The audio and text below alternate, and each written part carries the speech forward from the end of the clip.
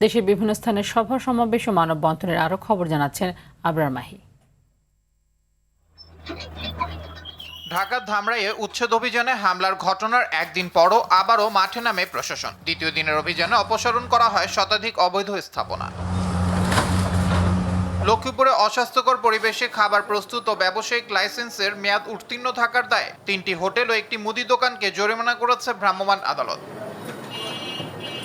টাঙ্গাইলের ভুয়াপুরে মাদক সেবন করে পরিবারের সদস্যদের মারধর ও এলাকায় বিশৃঙ্খলা পরিবেশ সৃষ্টির দায়ে ফিরোজ নামে এক যুবককে 1 বছরের বিনাশ্রম কারাদণ্ড ও 1000 টাকা জরিমানা করেছে ভ্রাম্যমাণ আদালত। গাজীপুরের কালিয়াকৈরের পল্লী বিদ্যুৎ এলাকায় ভ্রাম্যমাণ আদালতের যৌথ অভিযানে অবৈধ গ্যাস সংযোগ বিচ্ছিন্ন করা হয়েছে। এ সময় অবৈধভাবে গ্যাস ব্যবহারের দায়ে এক ব্যক্তিকে 1 লাখ টাকা জরিমানা করা হয়। যশোরের মনিরামপুরে কপোতাক্ষ নদে অভিযান চালিয়ে 3500 মিটার অবৈধ চায়না দুয়ারি জাল জব্দ করেছে ভ্রাম্যমাণ আদালত। রাজবাড়ীতে পেঁয়াজের দাম না থাকায় ক্ষোভে পেঁয়াজ পানিতে ফেলে প্রতিবাদ জানিয়েছেন এক কৃষক। সুনামগঞ্জ মেডিকেল কলেজ হাসপাতাল চালুর দাবিতে চতুর্থ দিনের মতো ক্লাস বর্জন ও কর্মসূচি পালন করেছেন শিক্ষার্থীরা।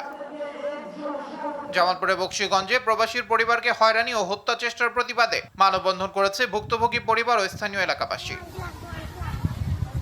মুন্সিগঞ্জে সিরাজদি খানে ভূমি দখল, চাঁদাবাজি ও সন্ত্রাসী কর্মকাণ্ডের অভিযোগে মানববন্ধন করেছেন ভুক্তভোগী ও স্থানীয় বাসিন্দারা। নরসিংদীতে 60 প্রজাতির দেশীয় ফল নিয়ে অনুষ্ঠিত হয়েছে দিনব্যাপী ফল উৎসব। পৌর শহরে বিলাসদিতে দিনব্যাপী উৎসবের আয়োজন করে পিনাকল স্কুল অ্যান্ড কলেজ। বরিশালের শিক্ষা বোর্ডের চেয়ারম্যান অধ্যাপক ইউনুসের অপসারণের দাবিতে বিক্ষোভ মিছিল ও মানববন্ধন অনুষ্ঠিত হয়েছে।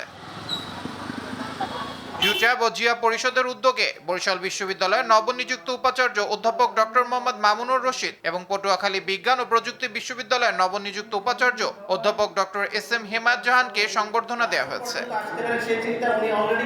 পিরোজপুর জেলাকে অর্থনৈতিক জোন ও রেল যোগাযোগ সম্প্রসারণের ঘোষণায় প্রধানমন্ত্রী তারেক রহমানকে অভিনন্দন জানিয়ে আনন্দ মিছিল করেছে পিরোজপুর জেলা বিএনপি। সাভারে আশুলিয়ার জিরাবো দেওয়ান ইদ্রিস কলেজে 2026 সালের এইচএসসি পরীক্ষার্থীদের বিদায় ও দোয়া অনুষ্ঠানে উপস্থিত ছিলেন ঢাকা 19 আসনের সংসদ সদস্য ডক্টর দেওয়ান মোহাম্মদ সালাউদ্দিন বাবু। মেহেরপুরে ভোক্তা অধিকার সংরক্ষণ আইন বিষয়ক সচেতনতামূলক সভা অনুষ্ঠিত হয়েছে। যশোরের মনিরামপুরে নিউ ব্রিক্স নামে একটি ইটভাটা বন্ধের দাবিতে মানববন্ধন কর্মসূচি পালন করেছেন এলাকাবাসী। বাগেরহাটে শিল্প কলকারখানার বর্জ্য ব্যবস্থাপনা ও পরিবেশ সুরক্ষায় সাব কন্ট্রাক্টিং কনফারেন্স অনুষ্ঠিত হয়েছে। ঝালকাঠির রাজাপুরে 2025-26 অর্থ বছরের কৃষি প্রণোদনা কর্মসূচির উদ্বোধন করা হয়। রংপুরে পীরগঞ্জে সামাজিক যোগাযোগ মাধ্যমে বিভ্রান্তিকর তথ্য, গুজব ও অপপ্রচার প্রতিরোধে এক মতবিনিময় সভা অনুষ্ঠিত হয়েছে। আবরার মাহি, RTV।